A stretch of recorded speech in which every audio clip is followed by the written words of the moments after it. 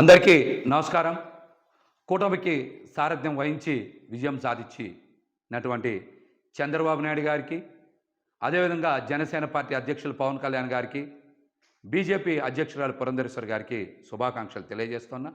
ముఖ్యంగా పవన్ కళ్యాణ్ గారు సుదీర్ఘ నిరీక్షణ తర్వాత ఎమ్మెల్యే కావడం, మంచి విజయాన్ని అందుకున్నటువంటి పవన్ కళ్యాణ్ గారికి నా హృదయపూర్వక శుభాకాంక్షలు తెలియజేస్తున్నా. అదేవిధంగా గత 2 రోజుల నుంచి చూస్తూ ఉన్నాం, జగన్మోహన్ రెడ్డి గారిని ప్రజలు ఆదరించలేదు. అందుకనే ఆయనకి ఓటమి వచ్చింది.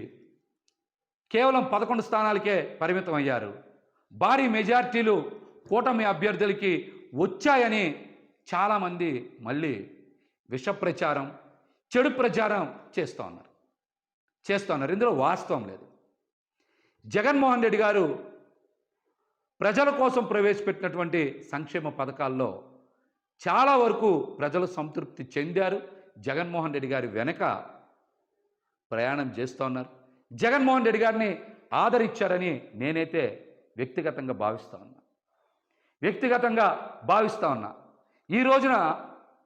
ఈ రోజున మనందరికీ తెలుసు, తెలుగుదేశం పార్టీకి వచ్చినటువంటి ఓట్ల శాతం 45.6, వైఎస్ఆర్సీపీ పార్టీకి వచ్చిన ఓట్ల శాతం 40% ఓట్లు వచ్చినాయి. అంటే ఈ రాష్ట్రంలో ఈ 2 ప్రధాన పార్టీలకి మధ్య ఉన్న వ్యత్యాసం కేవలం 5.5%. కేవలం 5.5% మాత్రమే. కానీ చాలామంది జగన్మోహన్ రెడ్డి గారికి ఏదో ప్రజల నుంచి ఆదరణ లభించలేదని మాట్లాడుతున్నారు. ఇది కరెక్ట్ కాదు. వైఎస్ఆర్సీపీ పార్టీ ఎలక్షనీరింగ్ చెయ్యకపోవడం వలన, నాయకుల మధ్య సమన్వయం లేకపోవడం వలన కేవలం 5,000 నుంచి 12-13,000 ఓట్ల వ్యత్యాసంతో 88 స్థానాల్ని కోల్పోయింది. 5,000 నుంచి 12-13,000 ఓట్లు గనక 88 నియోజకవర్గాల్లో సాధించుంటే ఖచ్చితంగా 88కి 11 కలుపుకొని 99, అంటే 100 నియోజకవర్గాలు గెలుచుకొని జగన్మోహన్ రెడ్డి గారు మళ్ళీ ముఖ్యమంత్రి అయ్యేవారు. అదేవిధంగా ఇంకొక చిన్నది కనుక యాడ్ చేసుకుంటే, ఓట్ల వ్యత్యాసం కనుక యాడ్ చేసుకుంటే 4-5 వేల ఓట్ల నుంచి 13-14 వేలకి మరొక 3-4 వేల ఓట్లు కనుక కలుపుకుంటే, అంటే 18,000 ఓట్లు కనుక సాధించుంటే మరొక 31 స్థానాలు పెరిగాయి. అంటే 119 స్థానాల్లో వైఎస్ఆర్సీపీ పార్టీ గెలిచేది. ఇప్పుడున్న 11 స్థానాలు కూడా జత కలిస్తే 130 స్థానాలు అయ్యాయి. ఇది కేవలం ఎన్ని వేల ఓట్లు తేడా? 4,000 నుంచి 17,000 ఓట్లు తేడాతో వైఎస్ఆర్సీపీ పార్టీ వదిలేసుకున్నటువంటి స్థానాలు 119.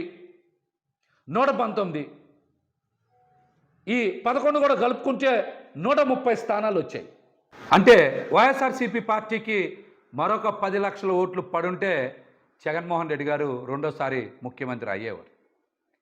కేవలం కూటమికి వైసీపీ పార్టీకి మధ్య వ్యత్యాసం, ప్రభుత్వ ఏర్పాటుకి వ్యత్యాసం కేవలం 10 లక్షల ఓట్లు మాత్రమే.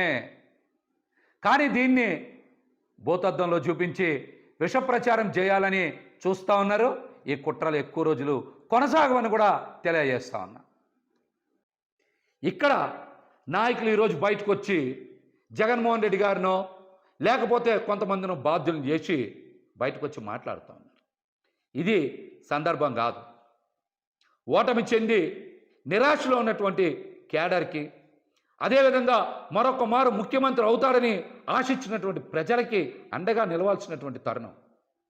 నాయకులు ఈ విషయాన్ని గ్రహించాలి. కార్యకర్తలకి, ప్రజలకి అండగా నిలవాలి.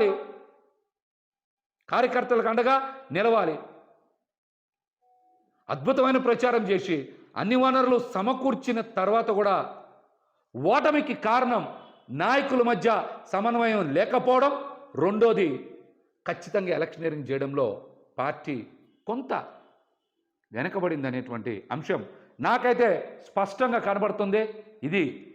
ఇది నా వ్యక్తిగత అభిప్రాయం. ఇదే నా వ్యక్తిగత అభిప్రాయం. ఎందుకు చెప్తున్నానంటే గత 2 రోజుల నుంచి 90,000 మెజార్టీలు వచ్చినాయి, సూపర్ మెజార్టీలు వచ్చినాయి, చరిత్రలో కనీవిని ఎరగని మెజార్టీలు వచ్చినాయి అంటున్నారు. 80,000 నుంచి 90,000 మెజార్టీ వచ్చింది ముగ్గురికే కదా. 50,000 నుంచి 80,000 లోపు మెజార్టీలు మొత్తం వచ్చింది 27, 28 కదా, అంతే కదా వచ్చినాయి. మిగతా అన్ని చోట్ల కూడా జగన్మోహన్ రెడ్డి గారికి అద్భుతంగా ప్రజలు ఆదరించారు. కానీ ఇక్కడే ప్రజలందరికీ ఒక అనుమానం కలుగుతుంది. మేమందరం కూడా జగన్మోహన్ రెడ్డి గారికి ఫ్యాన్ గుర్తు మీద ఓటేశాం, కూటమికి ఇంత విజయం ఎలా లభించింది అనేటువంటి అనుమానం ఈరోజు ప్రతి ఒక్కరు చర్చ చేస్తున్నారు రాష్ట్రంలో. ఈవీఎంలు ట్యాంపర్ అయినాయా, లేకపోతే కౌంటింగ్లో ఏమైనా పొరపాట్లు జరిగినాయా? ఫలితాలకు ముందు నుంచే వైఎస్ఆర్సీపీ పార్టీ నాయకులు పెద్దలు చాలామంది కోర్టులకు వెళ్ళారు, పొరపాట్లు జరుగుతాయని చెప్పారు. అవేమీ పరిగణలోకి తీసుకోకుండా ఈ రోజున ఫలితాలు బయటకు వచ్చినాయి. ఈ ఫలితాల మీద ప్రజలకు అనుమానం ఉంది.